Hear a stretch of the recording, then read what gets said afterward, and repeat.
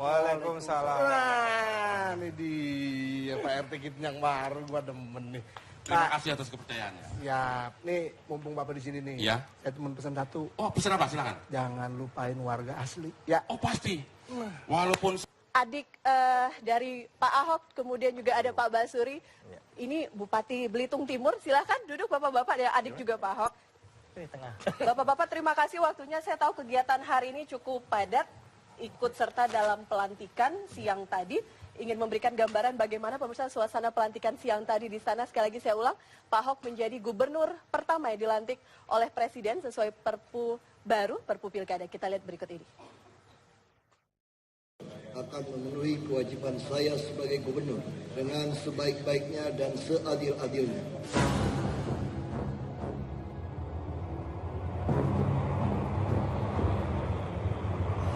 Hari ini, Jakarta punya gubernur baru.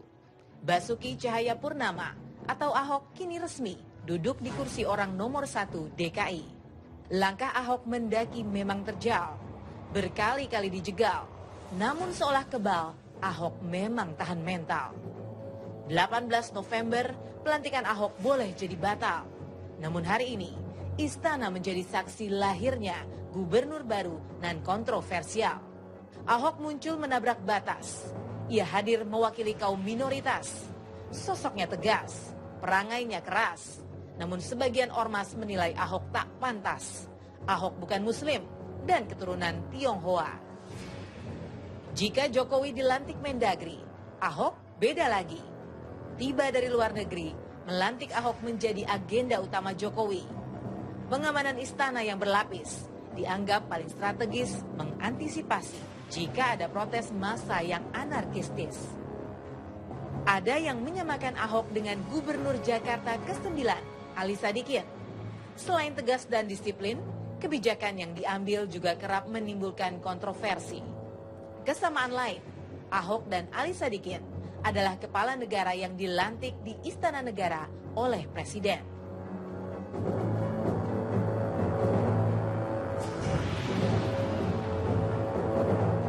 Sejatinya, Ahok sudah resmi diumumkan sebagai gubernur pengganti Jokowi pada 14 November lalu. Namun sidang paripurna yang tak quorum dinilai cacat hukum. Jalan Ahok yang berliku tak menyurutkan langkahnya menjadi DKI 1. Gubernur baru, cara baru, dan kebijakan baru.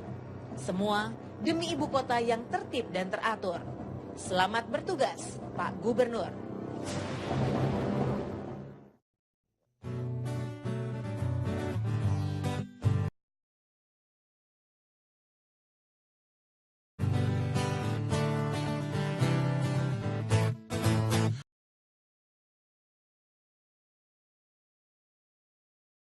pikir-pikir yang baru dilantik, tapi kenapa kepingin ya Tuhan semuanya baik. Iya burung naik ya Tuhan jelang dilantik. Anggaplah itu ya Tuhan kado terunik. Surabaya di Jawa Timur pastilah kenal makanan si rujak cingur. Sekarang Tuan kan sudah jadi gubernur. Masalah banjir dan macet tolong diatur. Sosok tegas tapi gak beringas. Dilantik presiden tadi emang paling paten. Aturan ditabrak, digebrak, dilabrak jelas. Nyanyinya berhenti karena nyampe the end. Sia-sia. Terima kasih teman. Ya. Bapak-bapak tadi ikut serta dalam pelantikan Pak Ahok di istana. Siapa saja Pak tadi dari keluarga yang ikut di istana? Saya ke Pak Hari dulu deh. Kita tadi ya kita keluarga, ibu, kakak saya, Basuri, Vivi sama saya, sama ada 2 tante saya yang ikut. Semua dibawa ke istana? Tidak semua sih. Kalau semua banyak. Ada persiapan khusus tidak dari keluarga? Ini pelantikan, kalau sebelumnya pelantikan gubernur dan wakil gubernur, ini pelantikan gubernur. Pak Ahok kabarnya pakai sepatu yang lama juga, bajunya yang lama juga pada saat pelantikan wakil gubernur. Betul Pak? Ya. Ya mungkin kalau pada waktu pelantikan wakil gubernur, saya kebetulan pas pulang dari Amerika waktu itu caranya sampai hari Senin nanti kabar baru kemarin. Jadi tadi pagi terbangnya. Dia terbang langsung ke rumah dinas baru barengan sama-sama. Oh, berarti kalau Bapak mendadak begitu, tapi jadi tidak ada persiapan mungkin.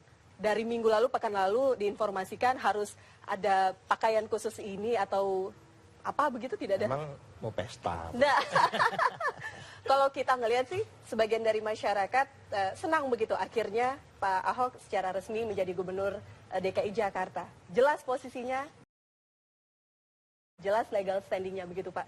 Kalau dari keluarga melihat Pak Ahok, kalau kita ngeliat sih di layar Pak Ahok cukup sumringah begitu ketika ditanya ke media.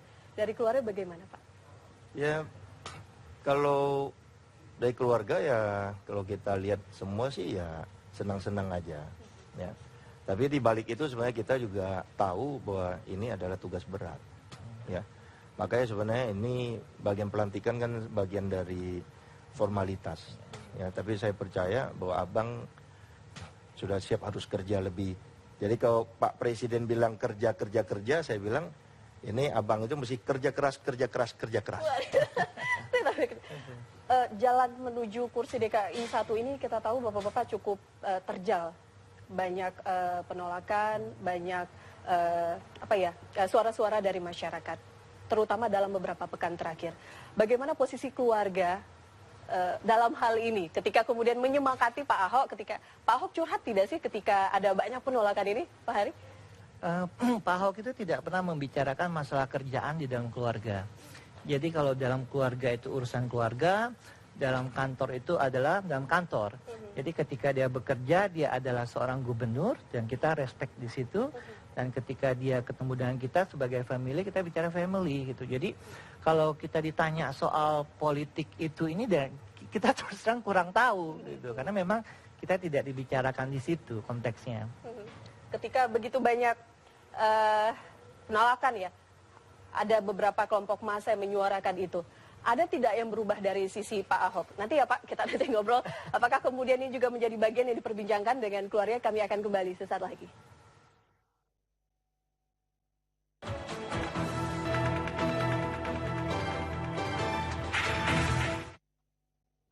Baik, kita lanjutkan.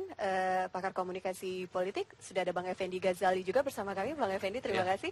Saya ingin ke Pak Basuri dulu, tapi pertanyaan saya ketika begitu banyak kelompok-kelompok masyarakat di Jakarta menyuarakan tidak ingin Pak Ahok kemudian menjadi gubernur DKI Jakarta. Membaca tidak Pak, mungkin ada perubahan perilaku dari Pak Ahok? Oh, nggak ada itu. Jauh dari itu, santai saja. Nggak ada itu sama sekali. Kita juga biasa saja. Ya. Lah sekarang sederhana saja lah. Kita hidup ini, malam ini saya bisa lewat, belum tentu saya besok lihat matahari. Susah amat, ya kan? Dan sudah itu juga menurut saya kalau dibilang banyak, ya banyaknya hitungannya kan mesti ada patokan. Tapi menurut saya ya inilah dinamika hidup kan. Demokrasi itu kan begitu. Ya kan? Nah kalau semua tenang-tenang aja bukan hidup. Ya, ini udah gaya kalau politikus kayak gini Bang. Politikus ya, Iya. usaha. Kayaknya lain. Gayanya beda. Saya tanya komentar Abang dulu deh. Akhirnya Pak Ahok menjadi orang nomor 1 di DKI Jakarta, menjadi gubernur kita. Iya kan tentunya ada dua hal. Yang pertama saya ingin mengatakan tertolong dengan Perpu itu ya. Perpu itu justru malah mendorong nanti segera ada pasal-pasal yang mendorong bisa dilakukan pelantikan oleh Presiden. Alhamdulillah kita sekarang punya gubernur. Tapi pada poin yang kedua, memang sebagian besar dari suara-suara yang menentang dia itu, kalau menurut saya, disuarakan secara keliru. Kalau misalnya yang dijadikan penghalang misalnya salah satu hak untuk mempertanyakan instruksi gubernur nomor 67 tahun 2014 itu mendasar dan hakiki. Tapi kalau cuma mengatakan Ahok karena dia Cina atau Tionghoa sekarang, lalu Kristen, itu nggak bisa.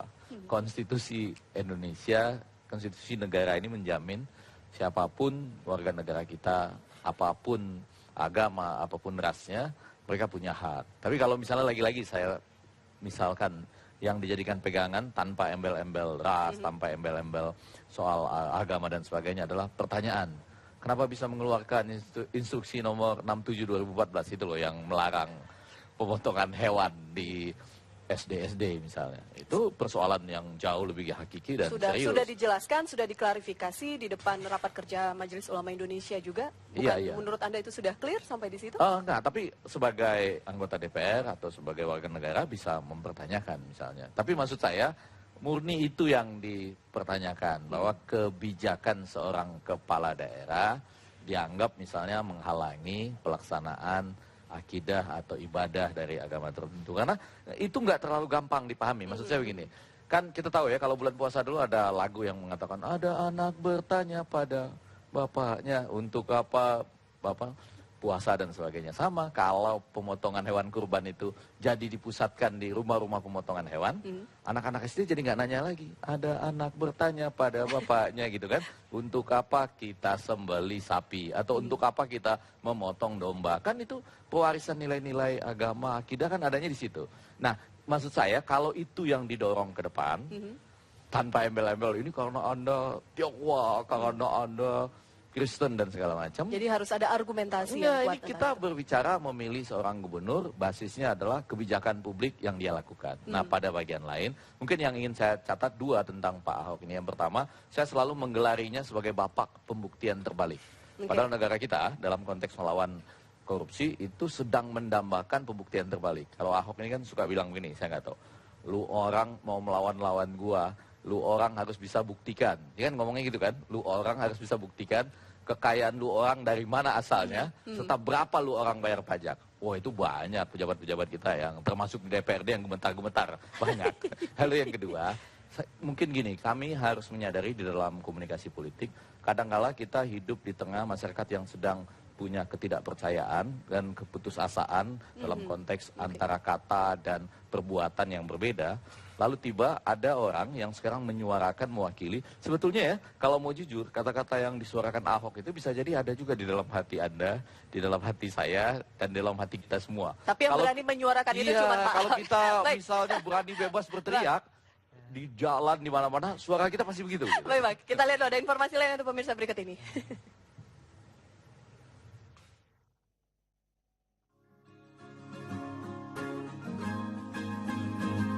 Berharap kelak putranya jadi orang berhasil, mendiang Indra Cahaya Purnama memanggil Basuki kecil. Ahok Jawara Baru Jakarta, dan kita juga mengenal sosok Pak Ahok ini tegas begitu, termasuk beberapa kali di lapangan ketika sidak marah-marah begitu kepada bawahannya. Saya ingin nanya ke Mas Ari, itu apakah kemudian dalam keluarga juga seperti itu? Dari mana sih Pak gaya Pak Ahok ini bisa seperti ini? Saya pikir kalau menurut saya sih ya, itu satu hal yang natural ya, ketika kita melihat sesuatu yang salah, terus kita sudah benarkan, tapi masih salah ya, saya pikir kita saja kadang-kadang melakukan hal itu gitu. Jadi ya buat saya sesuatu yang biasa saja, seorang Pak Ahok melakukan hal seperti itu gitu. Tapi kalau di rumah dulu yang galak mana, Bapak atau Ibu yang lebih galak? Bapak. Bapak. Nah, kalau dari bersaudara semua ini kan Pak Ahok yang paling tua. Apakah artinya juga Pak Ahok yang paling galak, Pak? Atau malah Pak Basuri di sini lebih galak? Saya ingin tahu, Pak Basuri.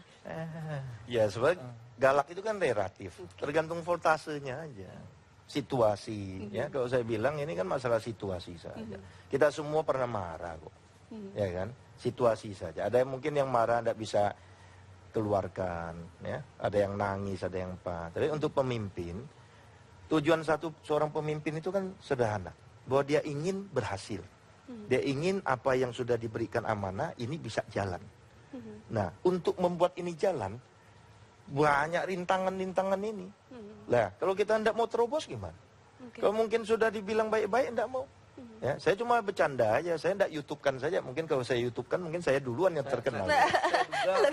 Dia yang lebih pemarah dari Ahok. Kayaknya sih soalnya lebih kalem. Yeah. Biasanya kalau lebih kalem marah lebih kalem. Posisi anak kedua atau ketiga itu biasanya begitu. Kalau tadi di informasi yang kita sampaikan kepada penonton kita, sempat tidak ada restu dari orang tua ketika Pak Ahok memutuskan untuk masuk ke dunia politik. Betul Pak Basuri? Wah, saya tidak tahu itu. Media dapat dari mana? Berarti awal mula Pak Ahok masuk di politik itu? Masuk politik, saya lagi mulai mau kuliah untuk ambil S2. Oke. Gitu. Saat itu sempat ada komunikasi. Saya tidak tahu apakah di dalam keluarga Pak Basuri, Pak Ahok ini ada komunikasi. Misalkan ketika Pak Ahok memutuskan ingin maju dalam dunia politik, ingin menjadi waktu itu jadi pimpinan di Belitung Timur saat itu Pak ya? Oh, waktu itu masuk ke DPR, pegang partai dulu. Oh, pegang oke, partai oke. dulu waktu itu. Ya. Biasa aja. Kita ndak ya. Kalau misalnya hal-hal yang masalah keputusan masing-masing, enggak lah. Kita semua sudah besar kok. Kita bertanggung jawab. Bahwa inti keluarga kita itu cuma satu, bahwa kita mesti tetap satu. Oke. Nah Oke. itu saja. Ada kata-kata yang sama Pak Basuri dengan Pak Ahok. Biasa saja, nah. Wawancara Pak Ahok juga sering itu biasa saja begitu. Tapi gaya orang tua bagaimana dulu mendidik anak-anaknya sehingga kemudian wah pada sukses semua ini. Bapak kemudian masuk politikus, Bapak pengusaha, Pak Ahok sekarang jadi gubernur DKI Jakarta. Wah, kalau menurut saya sih sukses, saya belum bisa mengatakan saya sukses ya sebenarnya. Sukses dalam keluarga kita itu adalah bagaimana kita menjalani kehidupan kita itu dengan membantu orang lain. Gitu. Jadi itu ditanamkan dalam diri kita. Jadi banyak sekali saya rasa mungkin bapak saya ya terutama ya mungkin ada seorang filosofer gitu. Jadi kita itu sudah dikatakan bahwa anak-anaknya itu kalau sudah dewasa itu mereka harus bertanggung jawab untuk mereka diri sendiri gitu. Jadi mereka harus bisa menjadi mereka sendiri. Jadi setiap keputusan apapun yang mereka lakukan itu sebagai keluarga kita support. Itu dulu gitu. Jadi setiap manusia itu harus bisa menjadi diri mereka sendiri dulu. Itu baru setelah itu adalah kedua bahwa setiap manusia hidup itu ada fungsinya. Kita itu hidup itu biasanya selalu untuk membantu sesama. Itu sifatnya manusia. Jadi bahasanya everybody do something for somebody gitu loh. Misalnya yang jaga toko, bayangin kalau nggak ada tukang toko, ya siapa yang ngelarin jualan gitu kan? Nggak ada tukang masak, siapa yang makan gitu. Itu prinsip utama keluarga. Ada yang diberikan contoh langsung Bapak dulu mungkin ketika Pak Hari, Pak Basuri masih kecil dari Bapak memberikan contoh nyata seperti apa? Mungkin begini ya, kalau saya pengalaman saya dulu begini. Kita itu nakal, masih kecil kan. Jadi kita manjat pohon. Jadi kita manjat pohon tinggi. Biasanya tipikal keluarga lain itu kalau kita udah manjat itu langsung, "Hoi, kamu turun gitu kan." Nanti jatuh. Nanti Awas jatuh, buka, gitu, ya. awas, nggak boleh gitu kan. Nah kalau keluarga kita mungkin agak beda. Papa saya itu akan bertepuk tangan. Dia akan bilang, "Hei, hebat kamu bisa naik ke atas. Sekarang kamu turun." Jadi mungkin seperti itu. Ya. Oke, baik. Ada yang mau komentar sebentar? Kalau dia bilang kita yang naik itu, ini tiga-tiganya naik. Saya yang naik. Saya nggak suka naik pohon. Nggak suka naik pohon. Kita soalnya. Jadi saya bayangin tiga-tiga Saya naik pohon. dari keluarga Yang naik pohon, Purnama iya. semuanya naik. Ya, saya dan teman-teman gitu. Ya, biasanya. Abang Ahok juga suka. Suka, kan betul kan? Kata suka naik motor kalau Pak Ahok Oh dulu iya, kecil. itu teman-temannya itu motor cross segala macam ya. Wah, Tapi saya tadi betul ya, yang agak lebih galak itu bapak sebetulnya ya. nanti kita buat episode selanjutnya khusus Pak Basuri. Saya undang tamu saya yang lainnya sudah hadir, pakar pengamat perilaku Mbak Poppy Amelia. Selamat malam Mbak, terima kasih. Ada yang nemenin saya cantik juga di sini. Kita nanti akan berbincang mengenai Gubernur baru DKI Jakarta, Basuki Cahayapurnama sesaat lagi pemirsa. Tetap bersama kami. Di lain dari Gubernur DKI Jakarta, Pak Ahok, salah satunya tadi hobi motor ya, Pak Basuri. Cerita dong Pak, kecilnya dulu gimana ngegeng motornya di Belitung Dulu Timur? pernah kita kecil dibeliin papa motor kecil buat anak-anak. Umur berapa itu Pak? Wah, Masih ingat? mungkin berapa? 7-8 tahun kali 7-8 ya. tahun, Ini masih oke. kecil. Saya lebih nggak ingat lagi. Ini masih kecil. Jadi dia naik motor, lepas, nggak berhenti-berhenti tuh. Motornya. Lalu dia naik mobil. Jadi papa beli mobil Holden. Waktu itu Holden kan lagi top. Top lah, Ah. the best lah. pokoknya. Jadi dia naik aja mobilnya. Main majuin aja. Wah semua narik-narik mobilnya. Untung mati sendiri. Kalau nggak nabrak itu. Terus beranjak remaja, hobi motornya ini makin menjadi-jadi, makin menggila katanya Pak. Benar nggak sih Pak? Nah bedanya mungkin di waktu beliau di sana di kampung. Ya karena saya di sana itu kan lebih anteng. Kan dibilang tadi saya lebih galak. Enggak, saya lebih anteng. Oh iya, iya benar. Iya. Kelihatannya lebih tenang. Voltasenya lebih galak. Jadi kalau yang agak libes bahaya itu, wah itu abang. Itu. Ya, jadi kalau saya sih enggak. Saya justru mulai berubah Itu pada waktu saya sekolah di Jakarta. Nah, yang paling tidak enak itu Imlek. Tadi kan si Temon itu pakai baju Imlek. Emang udah Imlek? Kecepatan. Ya, kecepatan. Saya juga bingung tanggal Imleknya kapan. Ya. Jadi kalau Imlek itu, saya mesti ngekor abang. Karena dia selalu yang dapat duit lebih banyak. Karena dia tahu si A ini mesti dipanggil siapa. Saya tuh tidak pernah tahu. Saya mesti ngekor dia. Kalau kecepatan, lost saya. Wah, ilmu politiknya udah jalan dari kecil. Kabarnya juga pas masih muda-mudanya, remajanya begitu, kalau ada cewek-cewek di Belitung, ada wanita, lebih ngelirik ke abang, ke Pak Ahok katanya. Pak Basuki bilang, abang tuh lebih ganteng. Oh iya. Ya abang kan dia otomatis ya, karena dia lebih dewasa. Saya selalu bilang begini, waktu bikin anak pertama itu kan lagi semangat tuh. Nah, hasilnya bagus, tinggi. Anak pertama, siap. Anak kedua, semangat turun, hasilnya kayak begini. Tapi kalau ditanya sama abang Ahok, lain. Ya kemarin ketemu Pak Jonan, Menteri Perhubungan. Iya. Dikenalin kan acara Sriwijaya Air. Kok lebih ganteng adiknya? Nah, jawab abang beda. Karena bikin anak pertama, pengalaman kurang. Anak kedua, sudah bisa nyocokin. Nah, hasilnya kayak begini. Nah, bingung juga gitu. Bisa saja, politikus 1001 macam jawabannya. Kita lihat juga informasi berikut ini bagaimana kemudian gaya Pak Ahok yang kemudian direkam media dalam beberapa kesempatan.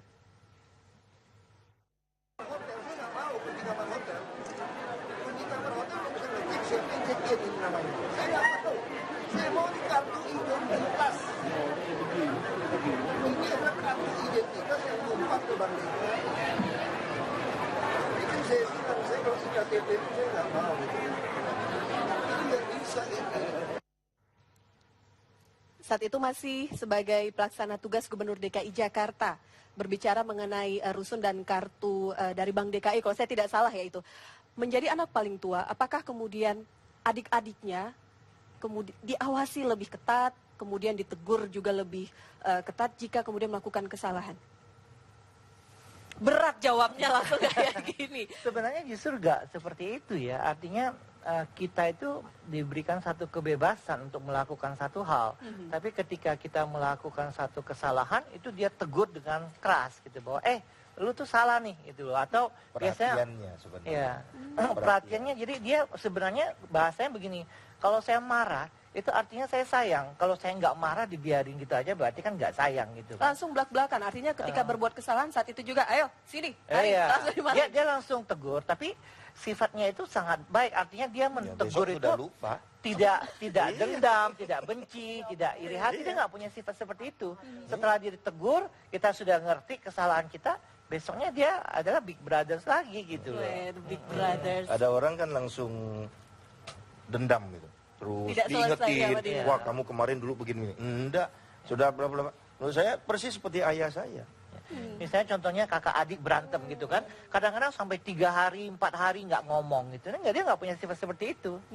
Dia cuma, kalau salah tegur. Ya udah, dia akan besoknya, bukan besoknya lagi, sejam 2 jam sesudah itu dia akan selesai gitu loh. Okay. As long as pesannya itu kita sampai dan kita mengerti. Oke. Baik, saya ke Anda dulu. Melihat gaya Pak Ahok, melihat cerita efektif tidak gaya kepemimpinan Pak Ahok seperti ini di Jakarta? Ya lagi-lagi saya ingin mengatakan mungkin pada saat ini ilmu komunikasi politik 3 tahun ini di dunia mengatakan yang paling menonjol itu, ini juga menjelaskan kenapa Jokowi menang jadi presiden dan sebagainya, karakter. Yang kedua itu keterlibatan emosional orang yang melihatnya, sama yang ketiga cara-cara yang relatif pendek-pendek tapi menghibur. Nah, ketiga hal ini kalau digabung itu yang akan terjadi, yaitu ada orang yang berusaha mengatakan prinsipnya apa dulu. Yang pertama tadi, saya bekerja. Terserah Anda mau menilai apapun, nilainya dari kerja. Jangan lihat gaya saya, jangan lihat cara bicara saya. Lalu yang kedua, yang sering dikemukakan pada ujungnya, saya sudah mewakafkan hidup saya. Terserah, bisa mati sekarang, bisa mati besok, Anda mau menghadapi pakai apa. Ya walaupun jaga-jaga sering bilang, saya juga pakai pistol apa segala macam. Nah, kedua hal ini bisa dinilai efektif dan bagus ya kalau Anda betul-betul memfokuskan diri pada kebijakannya saja. Jangan lalu ditambah-tambah dengan ini agama, unsur minoritas dan lain segala macam. Tetapi lagi-lagi ujungnya nanti harus dinilai dari berhasil atau tidak kerja ini. Jadi kalau nanti Februari 2015 ternyata banjir kita lebih besar, itu agak bermasalah ini. Baik. Jadi yang program disenangi kerja itu, ya? iya Program keterlibatan emosi, kekaguman karena karakter yang begini. Ternyata enggak 2015 Februari banjir kami sama, Oke, atau baik. macet kami enggak terlalu berubah. Nah di situ mulai merasa enggak juga ya, kekaguman selama ini ternyata agak berbau hiperrealitasnya, misalnya begitu. Baik, Mbak Popi ada analisa lain mungkin dari penjelasan keluarga, dari analisa Bang Egy, mungkin ada sisi lain yang bisa terbaca? Ya sebenarnya kalau lihat dari kepribadiannya ya, saya juga ada beberapa kali ketemu sama Pak Ahok. Yang digambarkan adalah sosok dari dari keluarga. Dia terbentuk, Pak Ahok ini terbentuk dari sebagai seorang abang atau orang tertua, kakak tertua, yang mengadop peran ayah. Dia total mengambil peran ayah, sehingga mekanisme atau kepribadiannya diaplikasikan langsung gitu loh. Maka tadi sempat dikatakan persis seperti ayah. Jadi tegas. Saya melihat di sini sebenarnya adalah adanya kepribadian walaupun emosinya memang ada tidak stabil dalam hal ini, tapi tujuannya adalah positif. Cuma cara mengkomunikasikannya ini yang harus memang sedikit lebih perbaiki. Tapi kita ngelihat state-nya orang Indonesia, orang Jakarta lebih tepatnya. Keadaan Jakarta ini seperti apa? Sehingga lebih cocok kepribadian pemimpin seperti apa gitu. Nah, kalau misalnya di Jogja, metode seperti ini udah habis gitu kan. Tapi kalau di Jakarta memang butuh yang emang butuh seperti itu, dan herannya masyarakat kok menyukai ya. Gitu, mungkin agak sedikit unik tadi yang seperti disampaikan bahwa sesuatu yang berbeda itu akan lebih cenderung masuk ke dalam mindset ya, ke bawah pikiran sadar gitu loh. Nah, ini yang memang tidak dimiliki oleh orang lain, dan itu yang lebih mudah lekat gitu. Padahal pada saat saya berbicara, pas saat diskusi dengan beliau mengatakan, aku sebulan ini kayaknya udah berkurang marah deh gitu. Artinya aku udah mengalami pengurangan nih marahnya nih, udah gitu-gitu. Walaupun sebenarnya pada saat tidak marah dia bukan dirinya. Tapi ini bukan marah menurut saya, asertif. Apa asertif itu penjelasan lebih lengkap ya? Saya harus tahan dulu. Anda kami kembali saat lagi. Tetap bersama kami di Gestur.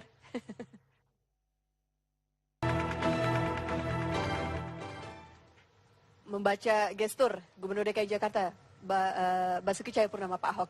Tadi kita belum menyelesaikan asertif, apa itu Mbak? Silakan. Jadi asertif itu adalah kemampuan manusia untuk berani mengatakan tidak, berani mengatakan perasaannya, berani mengatakan sikap. Nah itu dia. Jadi artinya, Bapak mau pergi nggak? Tidak, saya tidak mau. Gitu. Artinya dia nggak posisi gini, enak nggak ya sama dia? Aduh, dia mengorbankan dirinya. Dia berani mengatakan tidak, itu asertif. Jadi dia berani mengatakan perasaannya supaya nggak merugikan orang lain, nggak merugikan dirinya. Gitu loh. Nah, beliau ke arah seperti itu gitu loh. Cuman ditambah lagi tadi culture ya. Culture Pak Ahok dibesarkan di mana gitu loh. Kalau misalnya Pak Ahok terkesan marah, itu memang intonasinya kan begitu. Kalau bicara itu uratnya akan keluar. Seperti, mohon maaf, seperti orang Medan. Tadi kita sudah diskusi, jadi kalau orang Medan itu... Nggak apa-apa, mewakili orang Medan saya. Kesannya marah gitu, padahal enggak marah. Nah, kesan ya. Jadi state orang, emosi orang ngelihatnya kayaknya marah nih, padahal nggak marah, biasa-biasa aja. Tadi juga ditambahkan lagi bahwa jarak rumah yang besar di Bangka Belitung juga ya, yang besar jaraknya seperti orang Medan, jadi dari gunung ke gunung gitu kan. Jadi menimbulkan kalimat-kalimat atau terkesan seperti itu, padahal sebenarnya tidak. Benar, Pak Aris, seperti itu. Kita sebenarnya punya intonasi suara yang cukup tinggi kalau kita teriak itu. Jadi kalau saya teriak itu lari semua. Bubar program. Ada konteks ya. Menurut saya begini, dia berada di Jakarta di posisi maju bersama Jokowi, dianggap sebagai harapan baru. Lalu ketika Jokowi naiknya ke yang lebih tinggi, dia tetap bekerja, didukung oleh media. Maksud saya begini, dia tahu konteksnya ketika itu dia munculkan. Waktu dia di DPR ya, kan pernah di DPR juga lama Pak Basuki Cahayapurnama. Kita jarang tuh dengar Basuki Cahayapurnama di DPR. Mohon maaf loh, saya ingin melihat sisi orang dari sisi di DPR juga maupun. Jadi pada saat ini ada momentum yang mengharapkan. Jadi kalau kita berbicara itu kan kita suka edit ya. Jadi beberapa film melukiskan ada orang berbicara dari kata-kata yang keluar, tapi sebetulnya di dalam pikirannya lain tuh, pakai gelembung-gelembung yang sebetulnya saya ingin mengatakan ini tapi diedit. Nah, Pak Basuki Cahayapurnama mampu sekarang memanfaatkan momentum itu untuk mengatakan apa yang merupakan pengalaman masa lalu, apa yang terinternalisasi sebagai nilai-nilainya, dan kebetulan momentumnya tepat. Ada Pak Jokowi yang tidak banyak bicara dan dia yang bebas berbicara, saling melengkapi pada waktu itu. Tapi kalau sekarang dia kan lagi seorang diri. Tergantung ya, 2 wakil gubernur boleh punya sebetulnya ya. Kemungkinan Katanya- satu tapi kata Pak Ahok siang. Iya, iya. Mungkin kalau dia milih Dian satu, yang satu lagi harus yang lain juga. Bukan artis juga kata Nggak, maksud saya tadi ini konteks sedang didukung oleh media juga. Oke, Itu penting. Baik, baik. Pak Basuri mungkin ada yang ingin disampaikan. Sayang sekali Pak Ahok tidak bisa hadir bersama kita malam hari ini, ada kegiatan lain. Tapi mungkin ada yang disampaikan kepada Abang Pak Basuri? Ya, saya hanya sederhana saja menurut saya, kerja keras, dan baru bisa kita berikan apresiasi kalau 2017 sudah memberikan kerja kerasnya membuat orang Jakarta merasa mereka sudah menikmati hasilnya. Dan tentu kita juga sadar bahwa Jakarta ibaratnya itu pasien di ICU, ya, sudah dipasang segala macam, ya. Mungkin kakinya perlu amputasi segala macam. Waktu kakinya mau dipotong dikit, mulai keluarga bilang jangan, kasihan. Tapi penyakit sudah terus, mau tak mau dokter bilang sudah, mungkin melanggar sedikit aturan dari etika atau apa. Nah, life saving itu sangat penting menurut saya untuk Jakarta.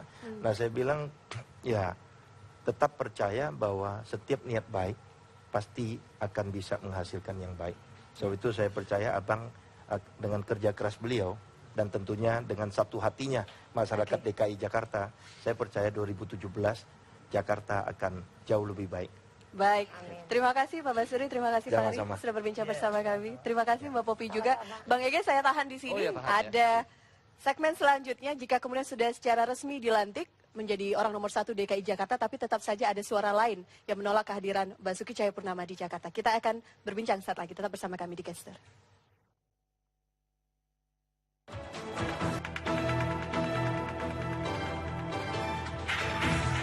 Wah, ini roknya gini ngomongnya. Suka sama Ahok karena Ahok itu orangnya keras, tegas. Dia bukan koruptor, dia tidak KKN, dia pekerja keras. Jadi selama ini yang saya tahu Ahok itu kalau buat gubernur Jakarta dibutuhkan orang seperti itu. Gubernur dan dia berusaha, dia tidak main-main di dalam hal ini. Dan ini memang perjalanannya dan kita rakyat Jakarta sudah menyetujui dia. Dan ini tidak mudah karena setengah jalan ya dia jalankan. Tapi kalau semua rakyat Jakarta menolongnya, sahabat-sahabat kami yang lain juga menolongnya, saya kira dia akan baik, lancar dan Jakarta bisa bersih dan mampu menjadi ibu kota yang baik ya. Setuju? Dari grup A, Setuju? Dari saya grup B? setuju banget.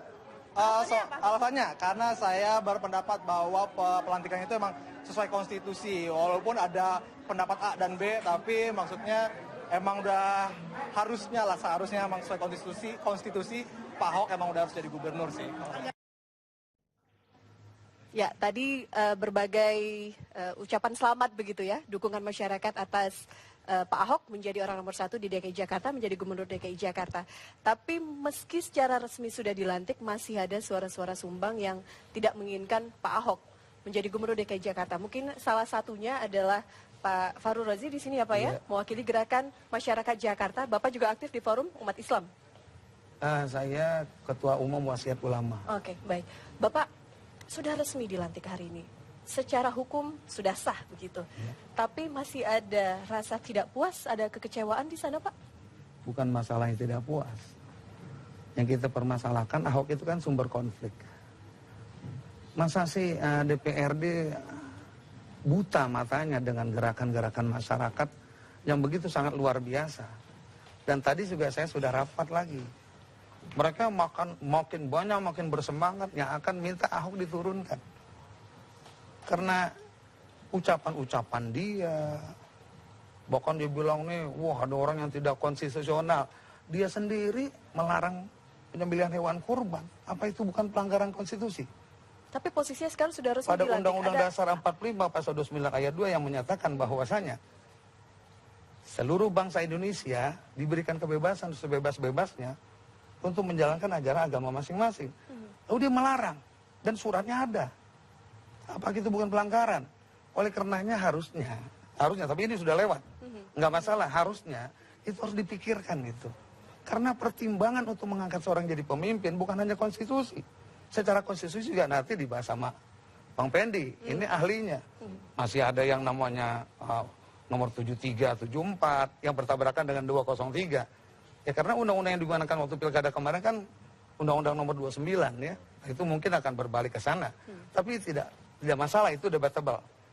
Yang saya maksud adalah kalau seorang pemimpin menjadi pusat konflik, sumber konflik, harusnya ini dipikirkan matang-matang.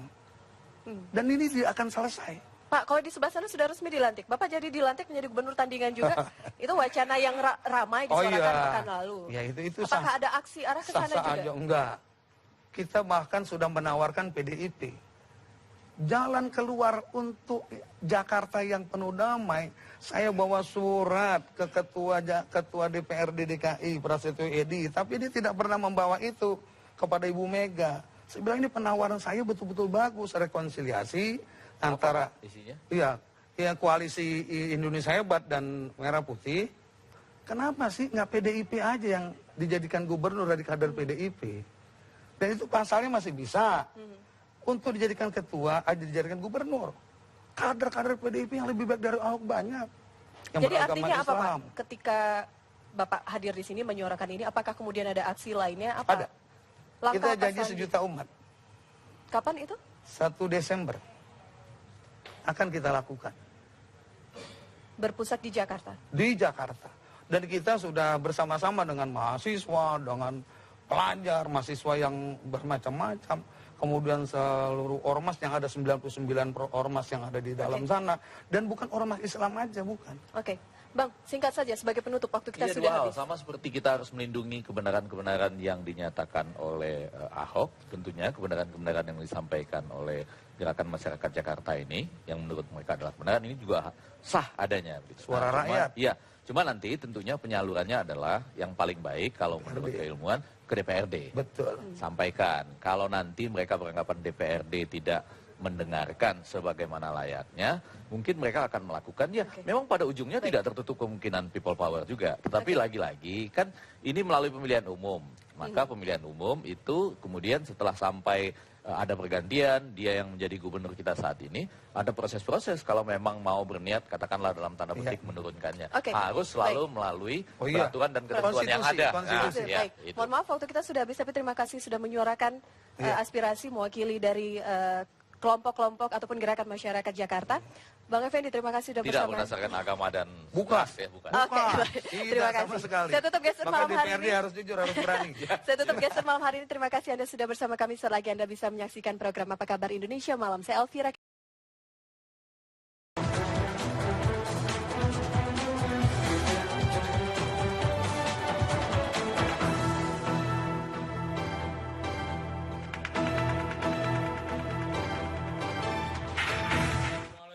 Waalaikumsalam. Nah, ini dia Pak RT kita yang baru, gua demen nih. Terima kasih atas kepercayaannya. Ya, nih mumpung Bapak di sini nih. Iya. Saya cuma pesan satu. Oh, pesan apa? Silakan. Jangan lupain warga asli. Ya. Oh, pasti. Walaupun Adik dari Pak Ahok, kemudian juga ada Pak Basuri. Ini Bupati Belitung Timur. Silahkan duduk Bapak-Bapak, ada adik juga Pak Ahok. Di tengah. Bapak-bapak terima kasih waktunya. Saya tahu kegiatan hari ini cukup padat. Ikut serta dalam pelantikan siang tadi.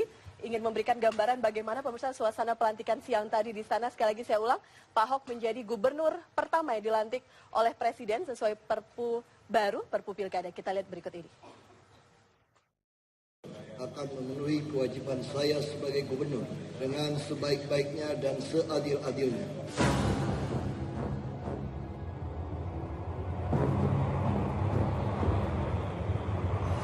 Hari ini, Jakarta punya gubernur baru. Basuki Cahayapurnama atau Ahok kini resmi duduk di kursi orang nomor 1 DKI. Langkah Ahok mendaki memang terjal, berkali-kali dijegal.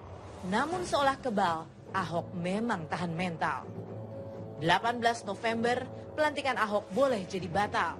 Namun hari ini, Istana menjadi saksi lahirnya gubernur baru nan kontroversial. Ahok muncul menabrak batas. Ia hadir mewakili kaum minoritas. Sosoknya tegas, perangainya keras. Namun sebagian ormas menilai Ahok tak pantas. Ahok bukan Muslim dan keturunan Tionghoa. Jika Jokowi dilantik Mendagri, Ahok beda lagi. Tiba dari luar negeri, melantik Ahok menjadi agenda utama Jokowi. Pengamanan istana yang berlapis dianggap paling strategis mengantisipasi jika ada protes massa yang anarkistis. Ada yang menyamakan Ahok dengan Gubernur Jakarta ke-9, Ali Sadikin. Selain tegas dan disiplin, kebijakan yang diambil juga kerap menimbulkan kontroversi. Kesamaan lain, Ahok dan Ali Sadikin adalah kepala negara yang dilantik di Istana Negara oleh Presiden.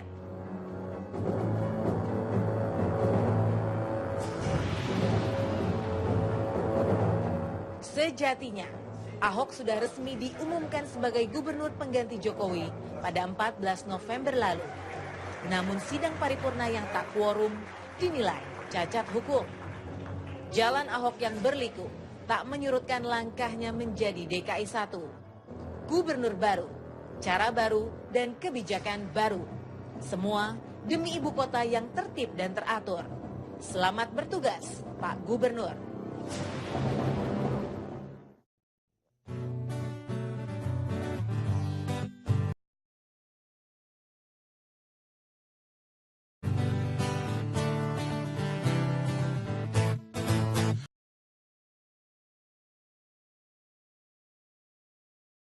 Pikir-pikir yang baru dilantik, tapi kenapa kepingin ya Tuhan semuanya baik. Ya burung naik ya Tuhan jelang dilantik. Anggaplah itu ya Tuhan kado terunik. Surabaya di Jawa Timur pastilah kenal makanan si rujak cingur. Sekarang Tuan kan sudah jadi gubernur. Masalah banjir dan macet tolong diatur. Sosok tegas tapi gak beringas. Dilantik presiden tadi emang paling paten. Aturan ditabrak, digebrak, dilabrak jelas. Nyanyinya berhenti karena nyampe the end. Sia-sia. Terima kasih teman. Ya. Bapak-bapak tadi ikut serta dalam pelantikan Pak Ahok di istana. Siapa saja Pak tadi dari keluarga yang ikut di istana? Saya ke Pak Hari dulu deh.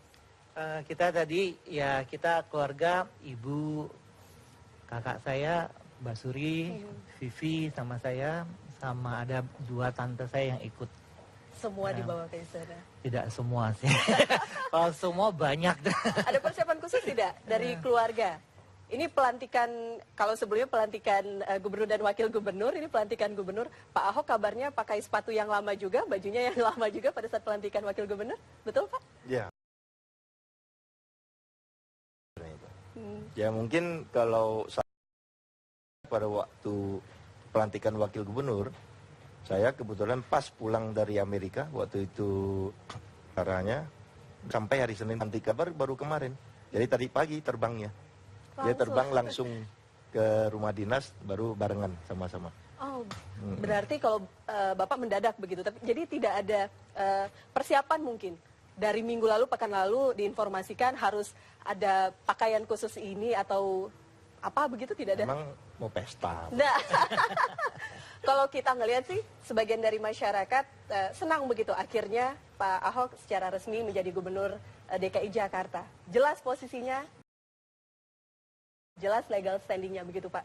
Kalau dari keluarga melihat Pak Ahok, kalau kita ngeliat sih di layar Pak Ahok cukup sumringah begitu ketika ditanya ke media. Dari keluarga bagaimana Pak? Ya, kalau dari keluarga ya kalau kita lihat semua sih ya senang-senang aja. Ya. Tapi di balik itu sebenarnya kita juga tahu bahwa ini adalah tugas berat. Ya. Makanya sebenarnya ini bagian pelantikan kan bagian dari formalitas. Ya, tapi saya percaya bahwa Abang sudah siap harus kerja lebih. Jadi kalau Pak Presiden bilang kerja, saya bilang ini Abang itu mesti kerja keras. Jalan menuju kursi DKI 1 ini kita tahu Bapak-bapak cukup terjal. Banyak penolakan, banyak suara-suara dari masyarakat. Terutama dalam beberapa pekan terakhir. Bagaimana posisi keluarga dalam hal ini ketika kemudian menyemangati Pak Ahok, ketika Pak Ahok curhat tidak sih ketika ada banyak penolakan ini, Pak Hari? Pak Ahok itu tidak pernah membicarakan masalah kerjaan di dalam keluarga. Jadi kalau dalam keluarga itu urusan keluarga, dalam kantor itu adalah dalam kantor. Jadi ketika dia bekerja, dia adalah seorang gubernur dan kita respect di situ. Dan ketika dia ketemu dengan kita sebagai family, kita bicara family gitu. Jadi kalau kita ditanya soal politik itu ini, dan kita terus terang kurang tahu gitu. Karena memang kita tidak dibicarakan di situ konteksnya. Ketika begitu banyak penolakan ya, ada beberapa kelompok massa yang menyuarakan itu. Ada tidak yang berubah dari sisi Pak Ahok? Nanti ya Pak, kita nanti ngobrol. Apakah kemudian ini juga menjadi bagian yang diperbincangkan dengan keluarga? Kami akan kembali sesaat lagi.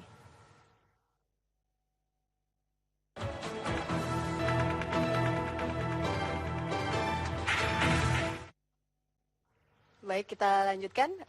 Pakar komunikasi politik, sudah ada Bang Effendi Ghazali juga bersama kami. Bang Effendi, terima kasih. Saya ingin ke Pak Basuri dulu, tapi pertanyaan saya ketika begitu banyak kelompok-kelompok masyarakat di Jakarta menyuarakan tidak ingin Pak Ahok kemudian menjadi gubernur DKI Jakarta. Membaca tidak Pak, mungkin ada perubahan perilaku dari Pak Ahok? Oh, nggak ada itu. Jauh dari itu, santai saja. Nggak ada itu sama sekali. Kita juga biasa saja.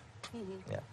Lah sekarang sederhana saja lah. Kita hidup ini, malam ini saya bisa lewat, belum tentu saya besok lihat matahari. Susah amat, ya kan? Dan sudah itu juga menurut saya kalau dibilang banyak, ya banyaknya hitungannya kan mesti ada patokan. Tapi menurut saya ya inilah dinamika hidup kan. Demokrasi itu kan begitu. Ya kan? Nah kalau semua tenang-tenang aja bukan hidup. Ya, ini udah gaya kalau politikus kayak gini Bang. Politikus ya, Iya. usaha. Kayaknya lain. Gayanya beda. Ya. Saya tanya komentar Abang dulu deh. Akhirnya Pak Ahok menjadi orang nomor 1 di DKI Jakarta, menjadi gubernur kita. Iya kan tentunya ada dua hal. Yang pertama saya ingin mengatakan tertolong dengan Perpu itu ya. Perpu itu justru malah mendorong nanti segera ada pasal-pasal yang mendorong bisa dilakukan pelantikan oleh Presiden. Alhamdulillah kita sekarang punya gubernur. Tapi pada poin yang kedua, memang sebagian besar dari suara-suara yang menentang dia itu, kalau menurut saya, disuarakan secara keliru. Kalau misalnya yang dijadikan penghalang misalnya salah satu hak untuk mempertanyakan instruksi gubernur nomor 67 tahun 2014 itu mendasar dan hakiki. Tapi kalau cuma mengatakan Ahok karena dia Cina atau Tionghoa sekarang, lalu Kristen, itu nggak bisa. Konstitusi Indonesia, konstitusi negara ini menjamin siapapun warga negara kita, apapun agama, apapun rasnya, mereka punya hak. Tapi kalau misalnya lagi-lagi saya misalkan yang dijadikan pegangan tanpa embel-embel ras, tanpa embel-embel soal agama dan sebagainya adalah pertanyaan. Kenapa bisa mengeluarkan instruksi nomor 67 2014 itu loh yang melarang pemotongan hewan di SD misalnya. Itu persoalan yang jauh lebih hakiki dan serius. Sudah dijelaskan, sudah diklarifikasi di depan rapat kerja Majelis Ulama Indonesia juga. Bukan, iya. Menurut Anda itu sudah clear sampai di situ? Enggak, tapi sebagai anggota DPR atau sebagai warga negara bisa mempertanyakan misalnya. Tapi maksud saya murni itu yang dipertanyakan, bahwa kebijakan seorang kepala daerah dianggap misalnya menghalangi pelaksanaan akidah atau ibadah dari agama tertentu. Karena itu nggak terlalu gampang dipahami. Maksud saya begini, kan kita tahu ya kalau bulan puasa dulu ada lagu yang mengatakan ada anak bertanya pada bapaknya untuk apa bapak puasa dan sebagainya. Sama kalau pemotongan hewan kurban itu jadi dipusatkan di rumah-rumah pemotongan hewan, anak-anak SD jadi nggak nanya lagi. Ada anak bertanya pada bapaknya gitu kan, untuk apa kita sembeli sapi atau untuk apa kita memotong domba. Kan itu pewarisan nilai-nilai agama, akidah kan adanya di situ. Nah, maksud saya kalau itu yang didorong ke depan, tanpa embel-embel ini karena Anda Tionghoa, karena Anda Kristen dan segala macam. Jadi harus ada argumentasi yang kuat. Ini kita berbicara memilih seorang gubernur, basisnya adalah kebijakan publik yang dia lakukan. Nah, pada bagian lain, mungkin yang ingin saya catat dua tentang Pak Ahok ini. Yang pertama, saya selalu menggelarinya sebagai bapak pembuktian terbalik. Padahal negara kita dalam konteks melawan korupsi itu sedang mendambakan pembuktian terbalik. Kalau Ahok ini kan suka bilang begini, saya nggak tahu. Lu orang mau melawan-lawan gua, lu orang harus bisa buktikan. Dia kan ngomongnya gitu kan, lu orang harus bisa buktikan kekayaan lu orang dari mana asalnya, serta berapa lu orang bayar pajak. Wah, itu banyak pejabat-pejabat kita yang termasuk di DPRD yang gemetar-gemetar, banyak. Lalu yang kedua, mungkin gini, kami harus menyadari di dalam komunikasi politik, kadangkala kita hidup di tengah masyarakat yang sedang punya ketidakpercayaan dan keputusasaan dalam konteks antara kata dan perbuatan yang berbeda. Lalu tiba ada orang yang sekarang menyuarakan, mewakili. Sebetulnya ya, kalau mau jujur, kata-kata yang disuarakan Ahok itu bisa jadi ada juga di dalam hati Anda, di dalam hati saya, dan di dalam hati kita semua. Tapi yang berani menyuarakan itu cuma Pak kalau Ahok. kita misalnya berani bebas berteriak, di jalan, di mana-mana, suara kita pasti begitu. Baik, kita lihat ada informasi lain untuk pemirsa berikut ini.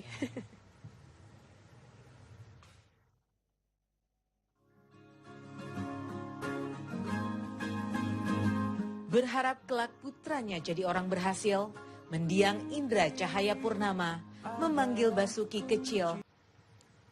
Ahok Jawara Baru Jakarta, dan kita juga mengenal sosok Pak Ahok ini tegas begitu, termasuk beberapa kali di lapangan ketika sidak marah-marah begitu kepada bawahannya. Saya ingin nanya ke Mas Ari, itu apakah kemudian dalam keluarga juga seperti itu? Dari mana sih Pak gaya Pak Ahok ini bisa seperti ini? Saya pikir kalau menurut saya sih ya, itu satu hal yang natural ya, ketika kita melihat sesuatu yang salah, terus kita sudah benarkan, tapi masih salah ya, saya pikir kita saja kadang-kadang melakukan hal itu gitu. Jadi ya buat saya sesuatu yang biasa saja, seorang Pak Ahok melakukan hal seperti itu gitu. Tapi kalau di rumah dulu yang galak mana, Bapak atau Ibu yang lebih galak? Bapak. Bapak. Nah, kalau dari bersaudara semua ini kan Pak Ahok yang paling tua. Apakah artinya juga Pak Ahok yang paling galak, Pak? Atau malah Pak Basuri di sini lebih galak? Saya ingin tahu, Pak Basuri. Ya, sebenarnya galak itu kan relatif, tergantung voltasenya aja. Situasi, ya. Kalau saya bilang ini kan masalah situasi saja. Kita semua pernah marah kok, ya kan? Situasi saja. Ada yang mungkin yang marah tidak bisa keluarkan, ya. Ada yang nangis, ada yang apa. Tapi untuk pemimpin, tujuan seorang pemimpin itu kan sederhana, bahwa dia ingin berhasil. Dia ingin apa yang sudah diberikan amanah ini bisa jalan. Nah, untuk membuat ini jalan, banyak rintangan-rintangan ini. Lah, kalau kita tidak mau terobos gimana? Kalau mungkin sudah dibilang baik-baik, tidak mau.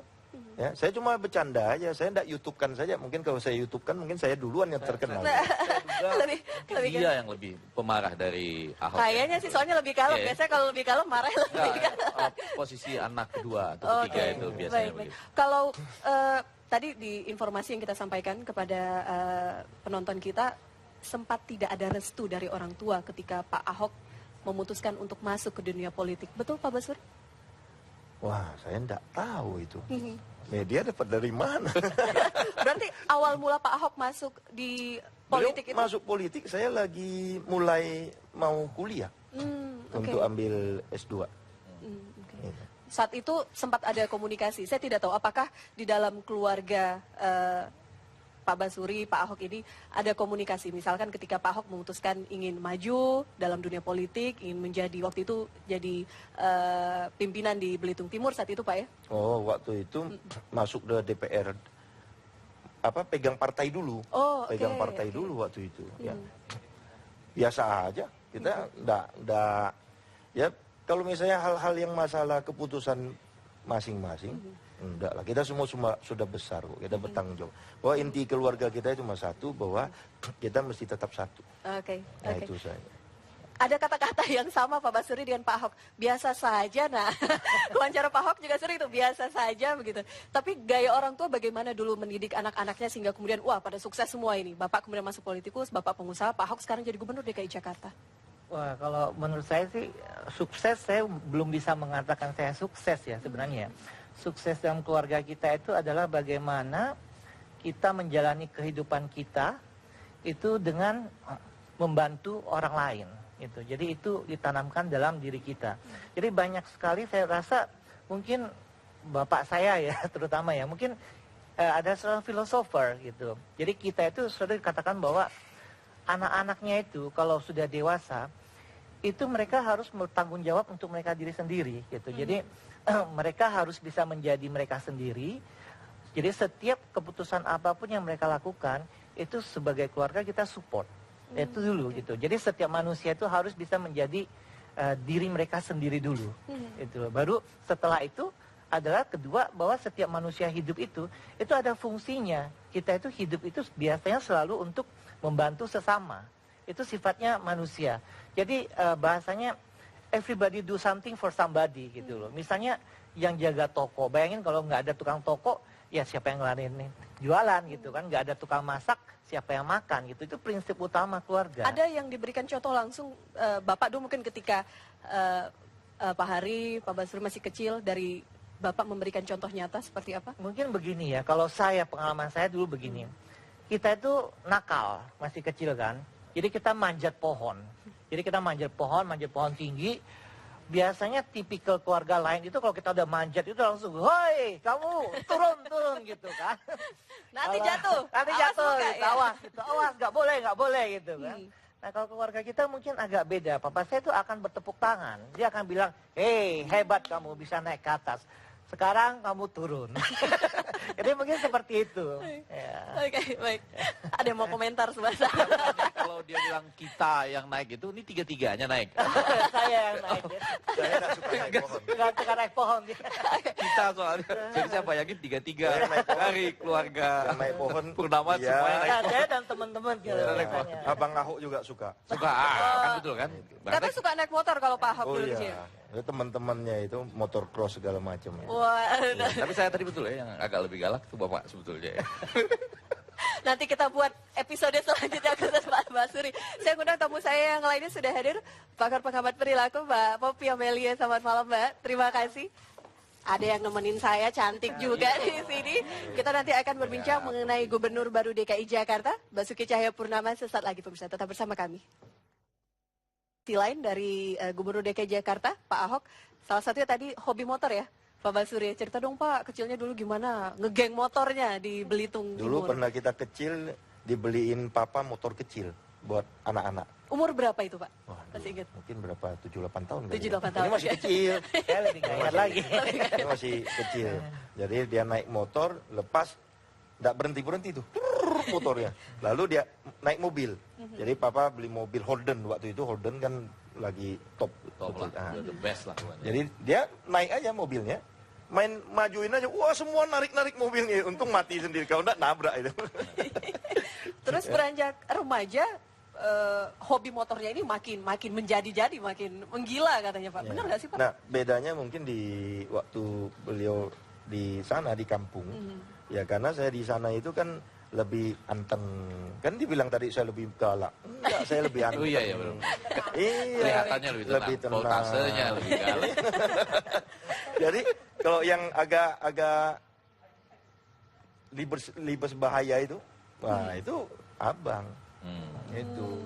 Ya, jadi kalau saya sih enggak. Saya justru mulai berubah itu pada waktu saya sekolah di Jakarta.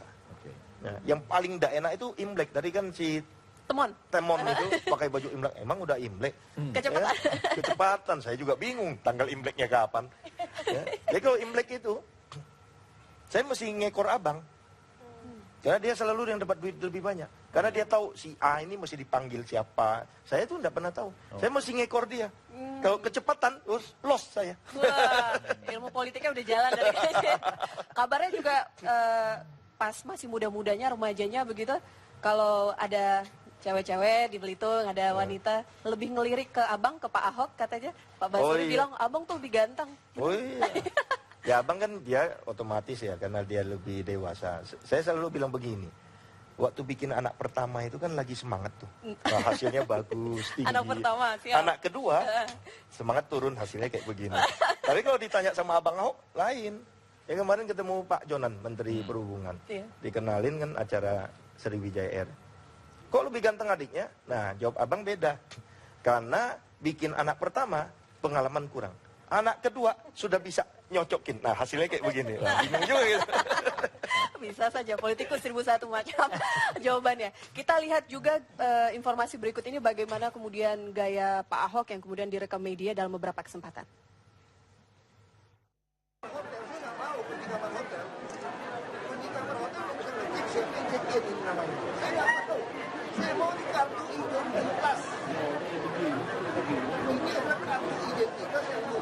merdeka. Itu saya bilang, saya kalau sudah KTP itu saya nggak mau. Ini nggak bisa gitu. Saat itu masih sebagai pelaksana tugas Gubernur DKI Jakarta, berbicara mengenai rusun dan kartu dari Bank DKI, kalau saya tidak salah ya itu. Menjadi anak paling tua, apakah kemudian adik-adiknya kemudian diawasi lebih ketat, kemudian ditegur juga lebih ketat jika kemudian melakukan kesalahan? Berat jawabnya langsung kayak gini. Sebenarnya justru nggak seperti itu ya. Artinya kita itu diberikan satu kebebasan untuk melakukan satu hal. Tapi ketika kita melakukan satu kesalahan, itu dia tegur dengan keras gitu bahwa lu tuh salah nih gitu loh. Atau biasanya sebenarnya. Ya, perhatiannya jadi dia sebenarnya bahasanya begini. Kalau saya marah, itu artinya saya sayang. Kalau saya nggak marah dibiarin gitu aja berarti kan nggak sayang gitu. Langsung belak-belakan, artinya ketika berbuat kesalahan saat itu juga, ayo sini, hari, langsung dimarahin. Dia langsung tegur, tapi sifatnya itu sangat baik. Artinya dia menegur itu tidak dendam, tidak benci, tidak iri hati. Dia nggak punya sifat seperti itu. Setelah dia ditegur, kita sudah ngerti kesalahan kita. Besoknya dia adalah big brothers lagi gitu loh. Big brothers. Ada orang kan langsung dendam gitu. Terus diingetin, wah kamu kemarin dulu begini. Enggak, sudah berapa lama. Menurut saya persis seperti ayah saya. Misalnya contohnya kakak adik berantem gitu kan. Kadang-kadang sampai 3 hari, 4 hari nggak ngomong gitu. Dia nggak punya sifat seperti itu. Dia cuma, kalau salah tegur. Ya udah, dia akan besoknya, bukan besoknya lagi, sejam 2 jam sesudah itu dia akan selesai gitu loh. As long as pesannya itu kita sampai dan kita mengerti.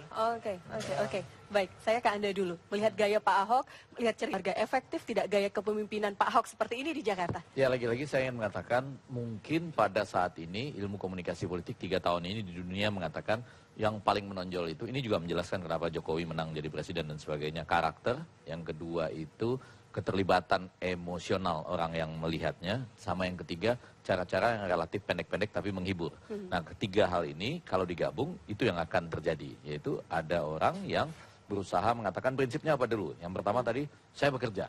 Terserah Anda mau menilai apapun, nilainya dari kerja. Jangan lihat gaya saya, jangan lihat cara bicara saya. Lalu yang kedua, yang sering dikemukakan pada ujungnya, saya sudah mewakafkan hidup saya. Terserah, bisa mati sekarang, bisa mati besok, Anda mau menghadapi pakai apa. Ya walaupun jaga-jaga sering bilang, saya juga pakai pistol apa segala macam. Nah, kedua hal ini bisa dinilai efektif dan bagus ya kalau Anda betul-betul memfokuskan diri pada kebijakannya saja. Jangan lalu ditambah-tambah dengan ini agama, unsur minoritas dan lain segala macam. Tetapi lagi-lagi ujungnya nanti harus dinilai dari berhasil atau tidak kerja ini.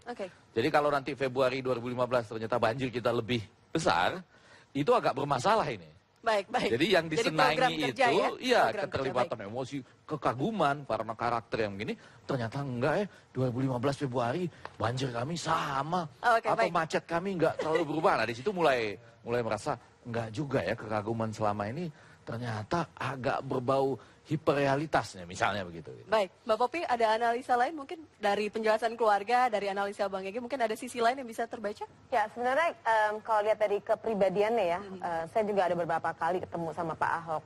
Yang digambarkan adalah sosok dari dari keluarga. Dia terbentuk, Pak Ahok ini terbentuk dari sebagai seorang abang atau orang tertua, kakak tertua, yang mengadop peran ayah. Dia total mengambil peran ayah, sehingga mekanisme atau kepribadiannya diaplikasikan langsung gitu loh. Maka tadi sempat dikatakan persis seperti ayah. Jadi tegas. Saya melihat di sini sebenarnya adalah adanya kepribadian walaupun emosinya memang tidak stabil dalam hal ini, tapi tujuannya adalah positif. Cuma cara mengkomunikasikannya ini yang harus memang sedikit lebih perbaiki. Tapi kita ngelihat state-nya orang Indonesia, orang Jakarta lebih tepatnya. Keadaan Jakarta ini seperti apa? Sehingga lebih cocok kepribadian pemimpin seperti apa gitu. Nah, kalau misalnya di Jogja, metode seperti ini udah habis gitu kan. Tapi kalau di Jakarta memang butuh yang enggak. Emang butuh seperti itu, dan herannya masyarakat kok menyukai ya. Gitu, mungkin agak sedikit unik tadi yang seperti disampaikan bahwa sesuatu yang berbeda itu akan lebih cenderung masuk ke dalam mindset ya, ke bawah pikiran sadar gitu loh. Nah, ini yang memang tidak dimiliki oleh orang lain, dan itu yang lebih mudah lekat Gitu. Padahal pada saat saya berbicara, pas saat diskusi dengan beliau mengatakan, aku sebulan-bulan ini kayaknya udah berkurang marah deh, gitu. Artinya aku udah mengalami pengurangan nih marahnya nih, udah gitu-gitu. Walaupun sebenarnya pada saat tidak marah dia bukan dirinya. Tapi ini bukan marah menurut saya, asertif. Apa asertif itu penjelasan lebih lengkap ya. Saya harus tahan dulu. Anda kami kembali saat lagi. Tetap bersama kami di Gestur.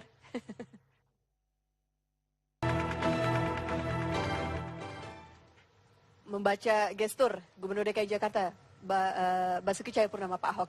Tadi kita belum menyelesaikan asertif apa itu, Mbak? Silakan. Jadi asertif itu adalah kemampuan manusia untuk berani mengatakan tidak, berani mengatakan perasaannya, berani mengatakan sikap. Nah itu dia. Jadi artinya Bapak mau pergi nggak? Tidak, saya tidak mau.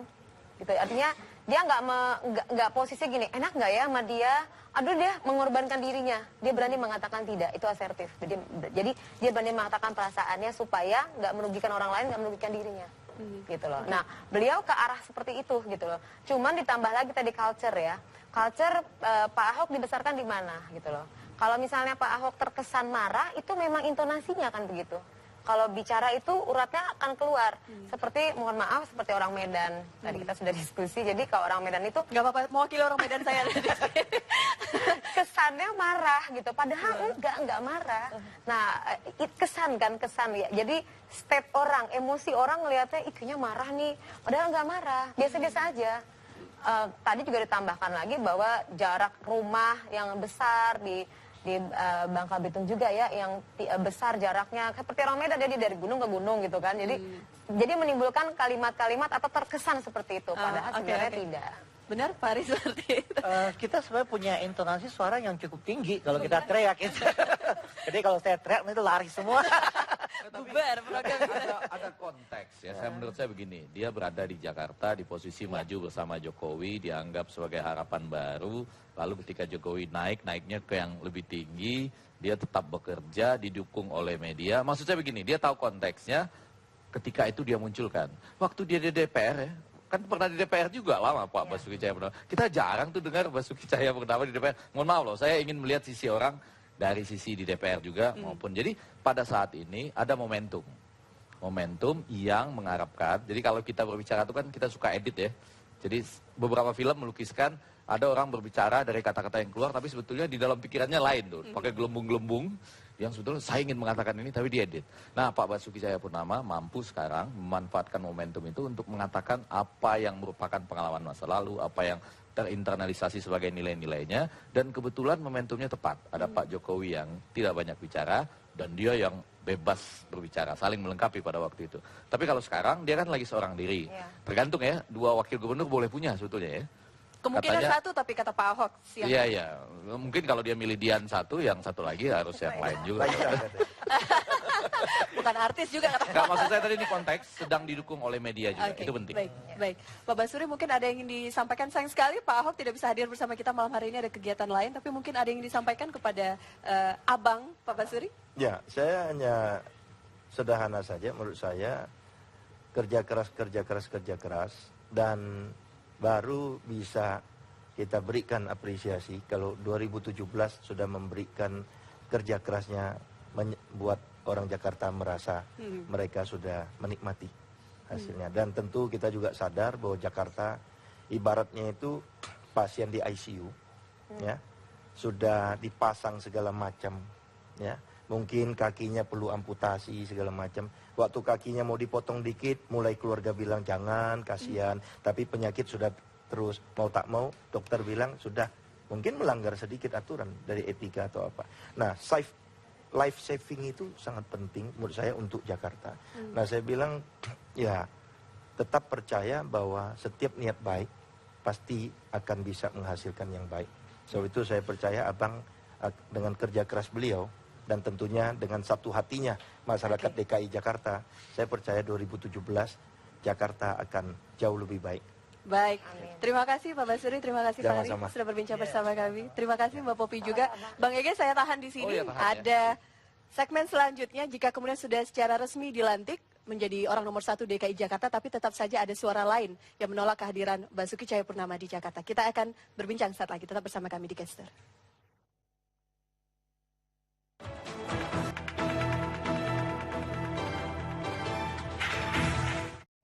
roknya gini ngomongnya. Suka sama Ahok karena Ahok itu orangnya keras, tegas.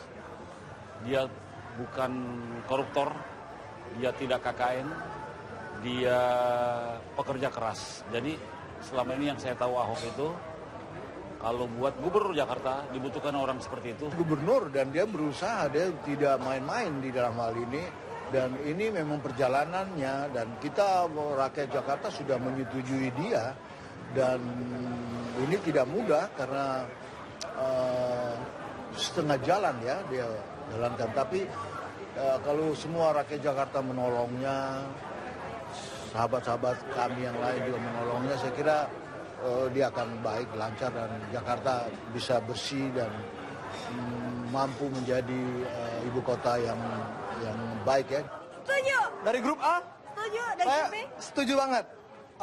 Alasannya karena saya berpendapat bahwa pelantikan itu emang sesuai konstitusi. Walaupun ada pendapat A dan B, tapi maksudnya emang udah harusnya lah, seharusnya emang sesuai konstitusi Pak Ahok emang udah harus jadi gubernur sih.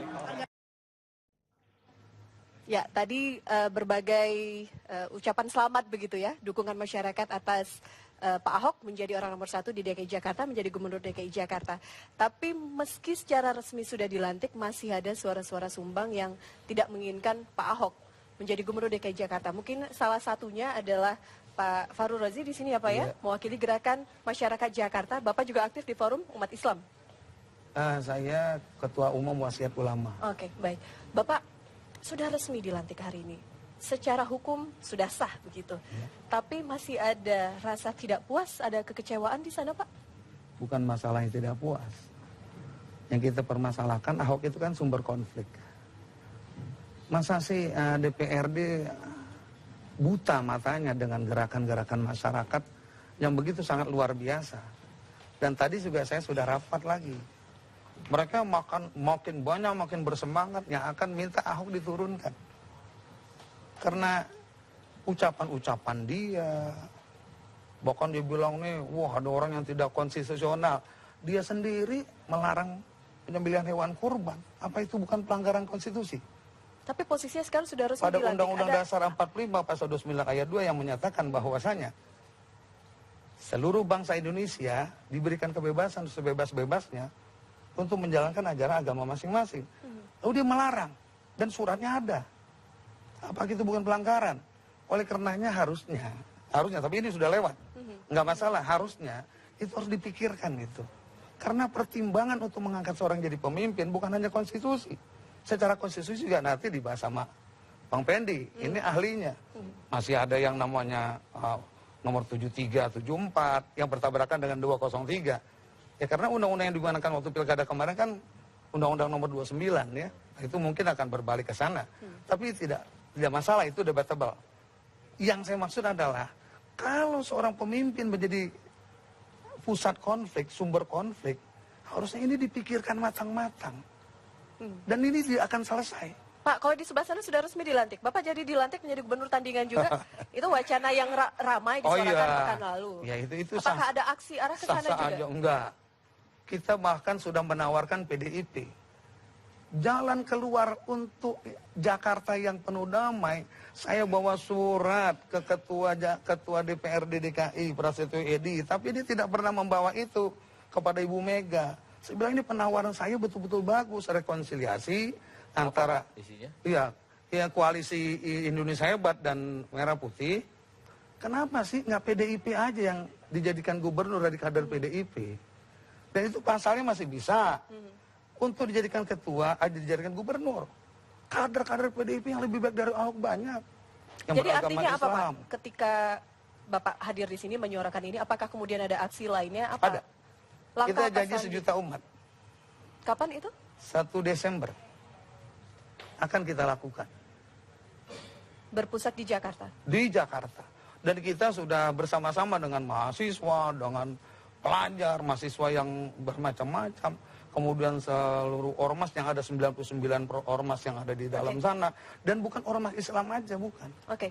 Bang, singkat saja sebagai penutup, waktu kita Iya, sudah dua hal. habis. Sama seperti kita harus melindungi kebenaran-kebenaran yang dinyatakan oleh Ahok, tentunya kebenaran-kebenaran yang disampaikan oleh gerakan masyarakat Jakarta ini, yang menurut mereka adalah kebenaran, ini juga sah adanya. Gitu. Suara rakyat. Iya, cuma nanti tentunya penyalurannya adalah yang paling baik kalau menurut keilmuan ke DPRD. Betul. Sampaikan, kalau nanti mereka beranggapan DPRD tidak mendengarkan sebagaimana layaknya, mungkin mereka akan melakukan, ya memang pada ujungnya tidak tertutup kemungkinan people power juga. Tetapi lagi-lagi kan ini melalui pemilihan umum. Maka pemilihan umum itu kemudian setelah sampai ada pergantian, dia yang menjadi gubernur kita saat ini, ada proses-proses kalau memang mau berniat, katakanlah dalam tanda petik menurunkannya. Harus selalu melalui peraturan dan ketentuan yang ada. Baik. Mohon maaf waktu kita sudah habis, tapi terima kasih sudah menyuarakan aspirasi mewakili dari kelompok-kelompok ataupun gerakan masyarakat Jakarta. Bang Effendi, terima kasih sudah bersama. Tidak berdasarkan agama dan bukan. ras, ya, bukan. Oke, terima kasih. Sama sekali. Saya tutup gestur malam hari DPRD ini. harus jujur, harus berani. Saya tutup gestur malam hari ini. Terima kasih Anda sudah bersama kami. Selagi Anda bisa menyaksikan program Apa Kabar Indonesia Malam. Saya Elvira.